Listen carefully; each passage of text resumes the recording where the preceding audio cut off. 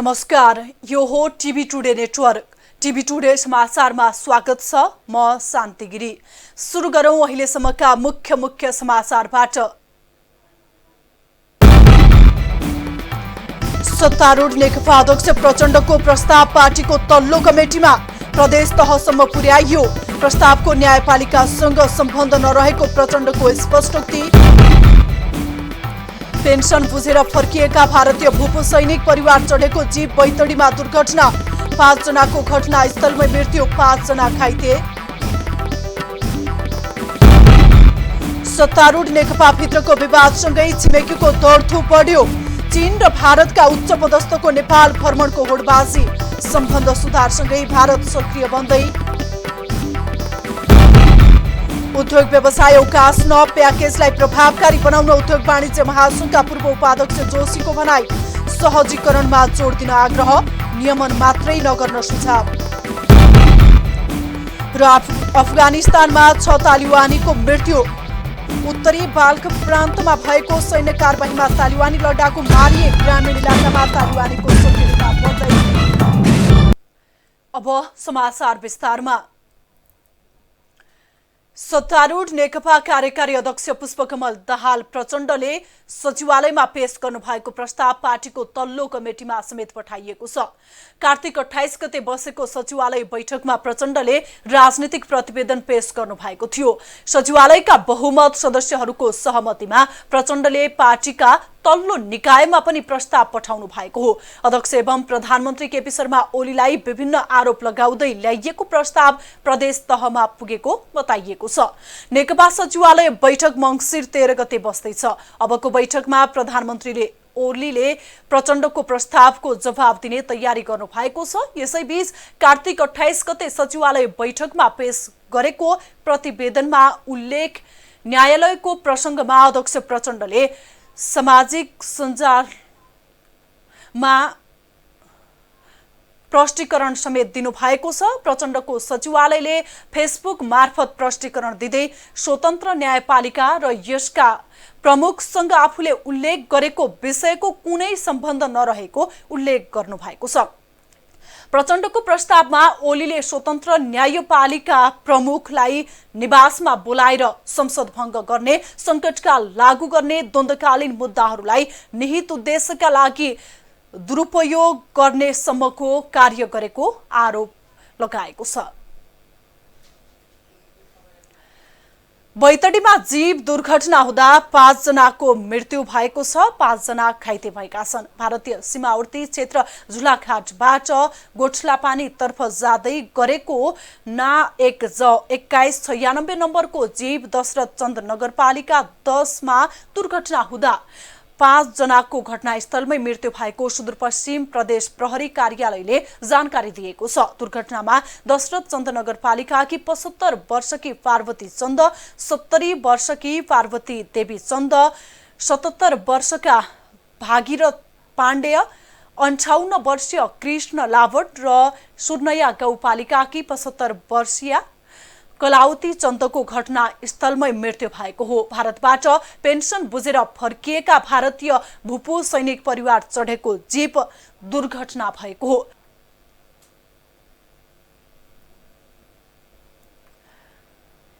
महोत्तरीमा भएको प्रदर्शनका क्रममा प्रहरीको गोली लागेर घाइते भएका 2 जनाको थप उपचारका लागि काठमाडौँ ल्याइएको छ।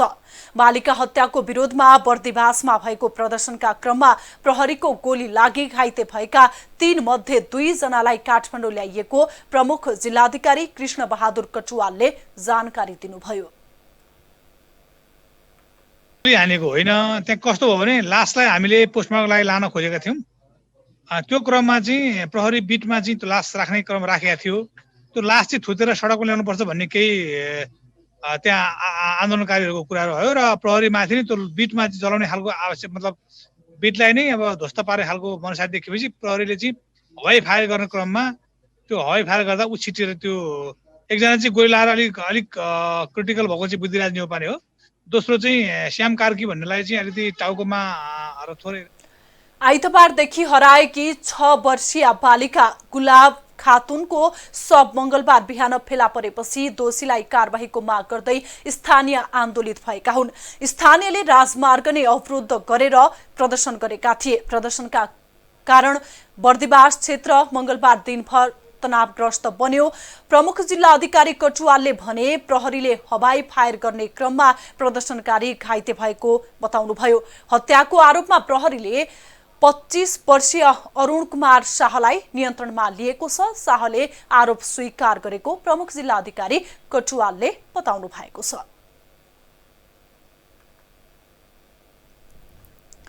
पछिल्लो समय छिमेकीको सक्रियता बढेको छ। पछिल्लो समय स्थल सेना प्रमुख नरवाणेको नेपाल भ्रमणपछि उच्च पदस्थको नेपाल भ्रमण बाँकी लिन थालेको छ। नरवणेको भ्रमण लगत्तै विदेश सचिवको नेपाल भ्रमणको मिति तय भएको छ। त्यस्तै नेपालका लागि चिनिया राजदूत यान्छीको सक्रियता रहेकै बेला चिनिया रक्षा मन्त्रीको नेपाल भ्रमण तय भएसँगै छिमेकीको घरेलु राजनीतिमा समेत प्रभाव परेको छ। सीमा विवादले चिडिएको भारत पछिल्लो समय विदेश सचिवलाई नेपाल भ्रमणमा पठाउँदैछ। भारतीय विदेश सचिव हर्षवर्धन श्रृङ्खलाको मङ्सिर 11 मा 2 दिने नेपाल भ्रमणमा आउँदै हुनुहुन्छ। हर्षवर्धन भ्रमण सीमा विवाद भन्दा पनि द्विपक्षीय विकास परियोजनामा केन्द्रित हुने बताएको छ। नेपालमा कम्युनिस्ट सरकार गठनपछि भारतीय प्रधानमन्त्री लगायतका उच्च पदस्थको नेपाल भ्रमण हुँदै आएको छ। यद्यपि पछिल्लो समय नेपाल भारत बीचको सीमा विवादले सम्बन्ध चिसिँदै गएको थियो। तर पछिल्लो समय सेना प्रमुख नरवाणेको नेपाल भ्रमणपछि क्रमशः नेपाल भारत बीच सम्बन्ध सुधारको संकेत देखिएको छ। सम्बन्ध सुधारसँगै भारतले पुनः फेरि आन्तरिक राजनीति मामलामा चासो देखाउन थालेको छ। जसले चाहिँ आफ्नो कुर्सीको लागि परावलम्बी सोच राख्छन्, परनिर्भर हुन्छन्, अर्काको सल्लाहहरू मान्छन्। यो पहिलो दोष हाम्रो हो।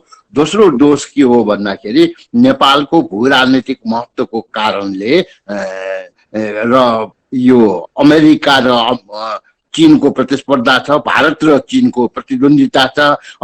यी कारणहरूले गर्दाखेरि यो बीचमा पर्ने नेपाल हो। नेपाल भएरै चीन विरोधी गतिविधि गर्न सजिलो हुन्छ। दुई छिमेकी नेपालमा आफू अनुकूलको सरकार चाहन्छन्। चीन नेपालमा वामपन्थी सरकारको पक्षमा देखिँदै आएको स्पष्ट हुँदै आएको छ। भारत नेपालमा कम्युनिस्ट सरकार रुचाउँदैन। मूलत आन्तरिक कारण छिमेकीको चलखेल बढ्दै गएका भनी नजिर छन्। पछिल्लो समय सत्तारूढ नेकपा भित्रको विवादले छिमेकीलाई खेल्ने अनुकूल वातावरण बन्दै गएको छ। चीनका रक्षा मन्त्री बेइफेङ पनि छिट्टै नेपाल भ्रमण आउने कार्यक्रम तय भएको छ। 1 महिनामा भारतका तर्फबाट 3 उच्च अधिकारीको भ्रमणलाई चीनले नजिकैबाट नियालेको छ। यही कारण पनि चिनिया पक्षले छोटो समयमा भ्रमणको मिति तय गरेको आंकलन गरेको छ। यद्यपि चिनिया रक्षा मन्त्रीको भ्रमण पनि केही महिना यता रोकिएको थियो। चीनका राष्ट्रपतिको लामो समयपछि सन् 2019 को नोभेम्बरमा नेपाल भ्रमण भएको थियो। 12 वर्षदेखि उच्च पदस्थको भ्रमण हुन नसकेको बेला चिनिया राष्ट्रपति शीको भ्रमण भएको हो। नेपालमा स्थायी शक्तिको पर्खाइमा रहेको चीन नेकपाको बलियो सरकारपछि सक्रिय बनेको छ। मूलत घरेलु राजनीति नेतृत्वमा बलियो कूटनीतिक क्षमता नहुँदा भने दुई छिमेकीको सक्रियता बढ्दो छ। तपाईको यो प्रशासनिक राजनैतिक कूटनीतिक मामलामा कमजोर हुन्छ, त्यतिखेर यो कमजोरीलाई फाइदा उठाउनलाई चाहे चीन हो, चाहे भारत हो, चाहे अमेरिका होस्, चाहे अरू पश्चिमा मुलुकले उनीहरूले हात बढाउँछन्। जब तपाईको देशमा राजनीतिक स्थिरता छ, सरकार बलियो छ, त्यतिखेर कसैले पनि तपाईलाई यो हात बढाउन सक्दैन। छिमेकी भनेको जिउँदोको जन्ती मर्दाको मलामी हुन्। तर नेपालका दुई छिमेकीको पछिल्लो गतिविधि घरेलु राजनीतिमा चासो र दखल राख्नेमै खासगरी राजनीतिक नेतृत्वको अक्षमताले छिमेकीको चलखेल गर्ने बाटो खोलेको हो। यसर्थ कूटनीतिक अभावमै छिमेकीले आन्तरिक राजनीतिमा दखल राख्न सकेका हुन्। टिभी टुडे एचडी टेलिभिजनका लागि राजनीति ब्युरोको साथमा सुनिल बाबु पन्त, काठमाडौँ। कोभिड-19 संकट व्यवस्थापन केन्द्र सीसीएमसीले संक्रमणको जोखिमको अवस्था मूल्याङ्कन गरी सबै देशहरूमा उडान अनुमति दिने निर्णय गरेको छ। सीसीएमसी निर्देशक समितिको मंगलबार बसेको बैठकले अहिले उडानका लागि स्वीकृत पाएका मुलुक बाहेक अन्य मुलुकमा पनि आवश्यकता अनुसार उडान अनुमति दिने निर्णय गरेको हो। विभिन्न सरकारी कार्यालयहरूमा 1-2 जनामा संक्रमण पोजिटिभ देखिने बित्तिकै सम्पूर्ण सेवा बन्द गर्ने प्रवृत्ति बढेकाले त्यसो नगर्न पनि सीसीएमसीले निर्देशन दिएको छ। समाचारमा पालो छोटो विश्रामको।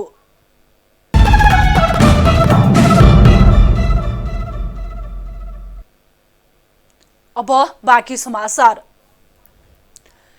सरकारले कोभिड विरुद्धको भ्याक्सिन प्रमाणित भएर बजारमा आउने बित्तिकै नेपाली नागरिकले पनि प्रयोग गर्न पाउने गरी तयारी भएको बताएको छ। विश्वप्रति जैविक सचेतना सप्ताहका अवसरमा आयोजित कार्यक्रममा स्वास्थ्य तथा जनसङ्ख्या मन्त्री भानुभक्त ढकालले अन्य देशका सर्वसाधारणका लागि उपलब्ध हुने बित्तिकै भ्याक्सिन नेपाल भित्र्याउन सम्पूर्ण तयारी भएको बताउनु भएको हो। स्वास्थ्य मन्त्री ढकालले भ्याक्सिनको व्यवस्थापन र सहज उपलब्धताका लागि कानून संशोधन गरेर सरकार अगाडि बढेको बताउनुभयो। अहिले परीक्षणका क्रममा रहेका भ्याक्सिनहरू प्रमाणित भएर बजारमा आउने बित्तिकै नेपाली नागरिकले पनि सहज रूपमा प्रयोग गर्न पाउने गरी आयात सहज बनाउन अध्यादेश ल्याएको बताउनुभयो। अहिलेको हाम्रो कानुनी व्यवस्थालाई सहज गर्नको निम्ति अध्यादेशको माध्यमबाट पनि औषधि आयात गर्ने कुरा र यो भ्याक्सिनलाई चाहिँ सजिलै प्रयोगमा ल्याउन सकियोस् भनेर कानुनी अप्ठ्यारो नरहोस् भनेर सरकारको तर्फबाट त्यो हामीले कानुनी बाटो पनि मार्ग प्रशस्त गरेका छौँ। हामीले कूटनैतिक नोट पनि बाहिर पठाएका छौँ र यसलाई व्यवस्थित ढङ्गले काम गर्नको निम्ति स्वास्थ्य, अर्थ र पर्यटन मन्त्रालयका सचिवहरूको एउटा समन्वय गर्नका लागि एउटा समिति पनि क्याबिनेटको तर्फबाट हामीले बनाइसकेका छौँ। मन्त्री ढकालले कुनै एक प्रयोजनका लागि उत्पादन भएको औषधिहरू म्याद सकिएपछि पनि अर्को प्रयोजनका लागि प्रयोग गर्दा समस्या देखिने गरेको बताउनुभयो। मन्त्री ढकालले तरकारी, फलफूल लगायतमा प्रयोग हुने कीटनाशक औषधिका कारण पनि मानव जीवनमा विभिन्न समस्या देखिने गरेको बताउनुभयो। संविधानले शिक्षालाई मौलिक हकमा व्यवस्था गरेको छ। शिक्षामा पहुँच प्रत्येक बालबालिकाको नैसर्गिक अधिकार पनि हो। संविधानले समेत सुनिश्चित गरेको शिक्षाको पहुँचमा विपन्न किशोरीको अवस्था दयनीय छ। आर्थिक विपन्नताको कारण विद्यालय पुग्न सकेका छैनन्। आर्थिक सर्वेक्षण 2076-77 अनुसार 18.7% जनता गरिबीको रेखा मुनि छन्। पछिल्लो महामारीले थप गरिबी बढाएको आकलन गरिएको छ। आर्थिक सङ्कटले थप समस्या बढेपछि विपन्नको शिक्षामा पहुँच पनि कमजोर बनेको छ। आर्थिक अभावले 50% किशोरी विद्यालय खुलेपछि ड्रप आउट हुने खतरा रहेको एक अध्ययनले देखाएको छ। सामाजिक दृष्टिकोणका कारण छोरीलाई दोस्रो दर्जामा हेर्ने समस्याको बीचमा महामारीले गरिबी बढाएपछि किशोरीको विद्यालय पहुँच झन कमजोर भएको हो। शिक्षा मन्त्रालयको एक तथ्याङ्क अनुसार कक्षा 1मा छात्राहरूको संख्या जति हुन्छ त्यही संख्या कक्षा 10मा पुग्दा आधा घटी हुने गरेको छ। उमेर नपुग्दै विवाह गर्ने गलत सामाजिक प्रवृत्ति छ। छोरीलाई विद्यालय पठाउनु अभिभावकको समेत प्राथमिकतामा पर्दैन। छोरीहरूले नपढे पनि हुन्छ अथवा पढे पनि थोरै पढे पनि हुन्छ, पढे पनि आखिर चाहिँ काम नगरी खान पाइँदैन, त्यसैले किन पढ्नु पर्यो भन्ने त्यो खालको बुझाइ छ। त्यो बुझाइलाई चाहिँ नि परिवर्तन ल्याउनको चाहिँ लागि चाहिँ यो शिक्षामा अलिकति चेतनाको पनि चाहिँ आवश्यक छ। यो एउटा त शिक्षामा पहुँचको कुरा पनि छ। त्यो परिवारलाई चाहिँ जो विपन्न वर्गको परिवार छ उसलाई नजिकै स्कुल भयो भने उसले पठाउन सक्ने, विद्यालय पठाउन सक्ने सम्भावना रहन्छ। अर्को चाहिँ कतिपय परिवारले चाहिँ विद्यालय नजिक हुँदाहुँदै पनि छोरीलाई किन पढाउनु भन्ने बुझाइ पनि नभएको होइन, त्यो पनि छ। त त्यसको लागि चाहिँ यो शिक्षा सम्बन्धी चेतना जगाउन पर्ने हुन्छ र त्यो चेतना जगाउने कुरामा सरकारले चाहिँ नि काम गर्नुपर्ने हुन्छ। मुलुकभर 81 लाख विद्यार्थी विद्यालय तहको अध्ययन गरिरहेको सरकारी तथ्याङ्क छ। कुल संख्या मध्ये आधा बढी छात्रा भए पनि अधिकांशको उच्च शिक्षासम्म पुग्ने चाहना अधुरै रहन्छ। दैनिक गुजारा चलाउन मुस्किल भएका परिवारमा छोरीको शिक्षा सधैँ दोस्रो तहमा पर्दै आएको छ। नयाँ संविधान कार्यान्वयनसँगै शिक्षाको जिम्मेवारी स्थानीय सरकारलाई दिइएको छ। तर स्थानीय सरकारको पनि शिक्षा क्षेत्र प्राथमिकतामा नपर्दा शिक्षामा छोरीको पहुँच अधुरै रहेको हो। त्यो तथ्याङ्क अभिलेखहरू विद्यालयमा हुन्छ हैन। विद्यालयमा भइसकेपछि त्यो विद्यालयमा कुन विद्यार्थीहरू आए, कुन विद्यार्थीहरू आएनन् भनेर विद्यालयले त्यसको यकिन गरिसकेपछि अनि उसले त्यसको रिपोर्टिङहरू चाहिँ नि स्थानीय तहलाई गर्छ। नयाँ मान्छे आएको जुन ठाउँ छ त्यहाँ रहेका विद्यालयहरूले पनि आफ्नो सेवा क्षेत्रभित्र आफ्ना विद्यार्थी आउने सेवा क्षेत्रभित्र नयाँ मानिसहरू कति आएका छन्, विद्यालय नजाने बालबालिकाहरू कति छन् भन्ने कुराहरूको खोजी त्यहाँबाट पनि हुन्छ। शिक्षा जस्तो नैसर्गिक अधिकारमा समेत छोरीको पहुँच पर्याप्त छैन। नीति र कानुनमा व्यवस्था भए पनि त्यसको प्रभावकारी कार्यान्वयनमा असङ्गति छ। पछिल्लो समय कोरोना महामारीले शिक्षा क्षेत्र समेत प्रभावित भएको छ। यस्तो अवस्थामा किशोरीको शिक्षा समेत थप जोखिममा परेको छ। टिभी टुडे एसडी टेलिभिजन शिक्षा ब्युरोको साथमा ममता थापा, काठमाडौँ। नेपाल राष्ट्र बैंक सहित केही बैंकहरू विरुद्धको रिटमा सर्वोच्च अदालतले व्यवसायी सुधीर बस्नेतको पक्षमा अन्तरिम आदेश जारी गरेको छ। मंगलबार न्यायाधीश पुरुषोत्तम भण्डारीको इजलासले बस्नेतको पक्षमा अन्तरिम आदेश दिएको हो। बस्नेतले एक बैंकले लिलामी गरेको धापासीको आफ्नो जग्गाको लिलामी बदरको माग गर्दै ऋण दिएका थिए। धापासी स्थित जग्गा धितो राखेर बस्नेतको ओरिएन्टल सहकारीले एउटा वाणिज्य बैंकबाट ऋण निकालेको थियो। कर्जा सम्झौता अनुसार ऋण तिर्न नसकेपछि बैंकले बस्नेतको धापासी स्थित धितो राखेको जग्गा लिलामी गरेको थियो। लिलामीको सूचना निकाल्दा पनि धापासीको जग्गा बिक्री नभएपछि बैंक आफैले सकारेको थियो। अहिले त्यस जग्गामा बैंकले संरचना समेत बनाएको छ। सर्वोच्चले मंगलबार दिएको अन्तरिम आदेशको लिखित रूप सार्वजनिक भएको छैन।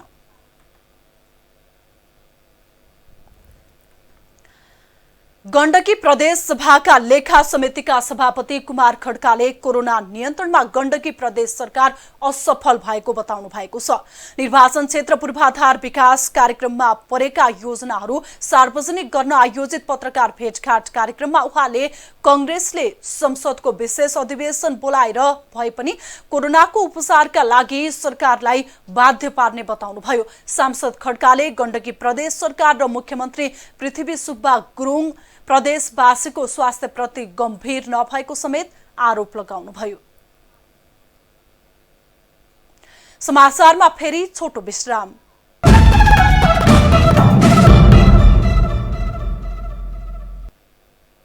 अब आर्थिक समाचार।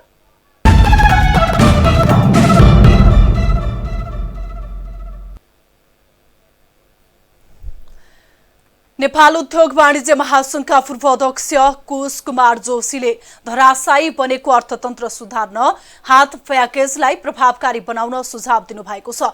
टिभी टुडे एसडी टेलिभिजनसँग कुरा गर्दै महामारीबाट प्रभावित बनेको उद्योग व्यवसायलाई पुरानै लयमा फर्काउन राहतमा ध्यान दिनुपर्ने बताउनु भएको हो।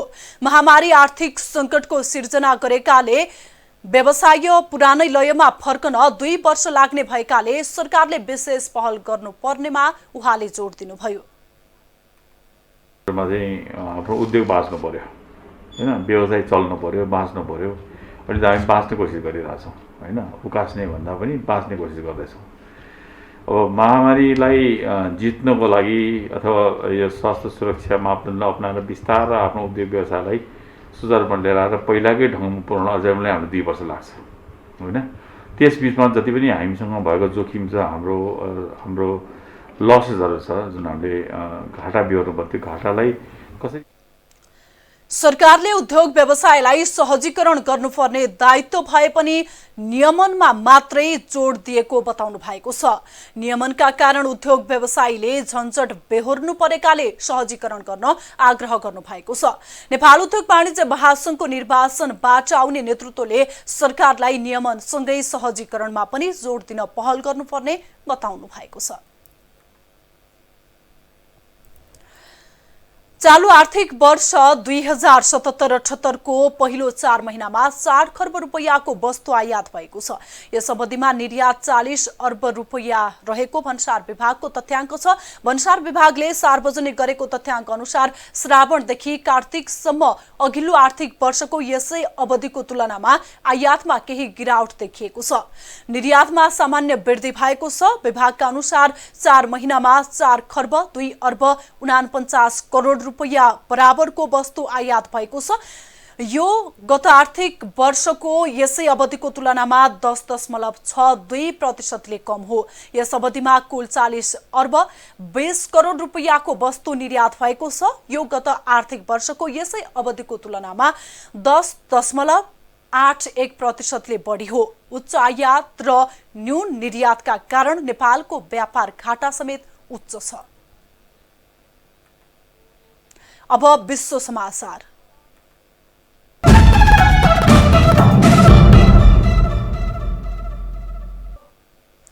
अफगानिस्तानको सेनाले उत्तरी बाल्ख प्रान्तको ग्रामीण इलाकामा गरेको कारबाहीमा कम्तीमा 6 जना तालिबानी लडाकु मारिएको सेनाले जनाएको छ। अफगानिस्तान वायुसेना एएफले तालिबानको शिविरलाई लक्षित गरी हमला गरेको र त्यसबाट अरू 4 जना गम्भीर घाइते भएको बताइएको छ। अफगान सेनाले देशभित्र हिंसात्मक झडपका घटनामा वृद्धि हुँदै गएपछि यस वर्षको सुरुदेखि नै देशका विभिन्न स्थानमा तालिबान विद्रोही विरुद्ध सैनिक कारबाही गरिरहेको छ। रिपोर्टहरूका अनुसार सरकारी फौजको उपस्थिति अफगानिस्तानका शहरी इलाकाहरूमा बढी देखिएको छ, तर ठूला भूभागको ग्रामीण इलाकामा तालिबानी समूह सक्रिय छ। ग्रामीण क्षेत्रमा संगठित रहेका तालिबानीहरूले बेला बेला शहरी इलाकाहरूमा भीषण आतंकवादी हमलाहरू गर्ने गरेका छन्। अब खेल समाचार।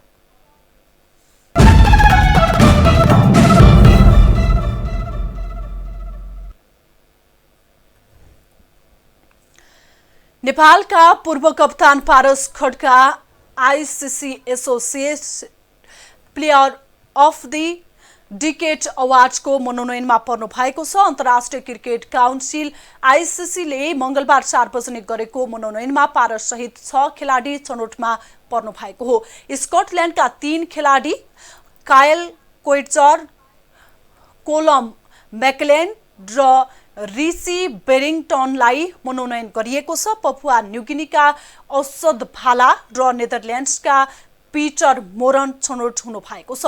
सन् 2002 मा 15 वर्ष मुनिको टोलीबाट क्रिकेट खेल्न थालेका पारसले सन् 2009 मा नेपालको कप्तानी गर्नु भएको थियो।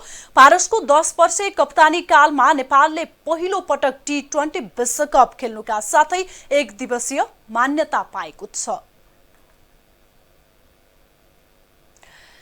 समाचार सकियो। समाचारबाट बिदा लिनु पूर्व मुख्य समाचार फेरि एकपटक। सत्तारूढ नेकपा अध्यक्ष प्रचण्डको प्रस्ताव पार्टीको तल्लो कमिटीमा प्रदेश तहसम्म पुर्याइयो। प्रस्तावको न्यायपालिकासँग सम्बन्ध नरहेको प्रचण्डको स्पष्टोक्ति। पेन्सन बुझेर फर्किएका भारतीय भूसैनिक परिवार चढेको जीप बैतडीमा दुर्घटना। 5 जनाको घटनास्थलमै मृत्यु, 5 जना घाइते। सत्तारूढ नेकपा भित्रको विवादसँगै छिमेकीको दौडधुप बढ्यो। चीन र भारतका उच्च पदस्थको नेपाल भ्रमणको होडबाजी। सम्बन्ध सुधारसँगै भारत सक्रिय बन्दै। उद्योग व्यवसाय उकास्न प्याकेजलाई प्रभावकारी बनाउन उद्योग वाणिज्य महासंघका पूर्व उपाध्यक्ष जोशीको भनाई। सहजीकरणमा जोड दिन आग्रह, नियमन मात्रै नगर्न सुझाव। र अफगानिस्तानमा 6 तालिबानीको मृत्यु। उत्तरी बाल्ख प्रान्तमा भएको सैन्य कारबाहीमा तालिबानी लडाकु मारिए। ग्रामीण इलाकामा तालिबानीको सक्रियता बढ्दै। हामीलाई TV today Nepal apps download गरी विश्वभरि प्रत्यक्ष हेर्न सक्नुहुनेछ। साथै www.tvtoday.news.com मा गई हेर्न र पढ्न सक्नुहुनेछ भने फेसबुक, युट्युब र ट्विटरमा समेत फलो गर्न सक्नुहुनेछ। विकास निर्माण र जनसरोकारका विषयमा हाम्रा आवाज जारी छ। अहिलेलाई सम्पूर्ण समाचार युनिटका साथ म शान्ति गिरी पनि बिदा चाहन्छु। टिभी टुडे एचडी हेर्दै गर्नुहोला। नमस्कार।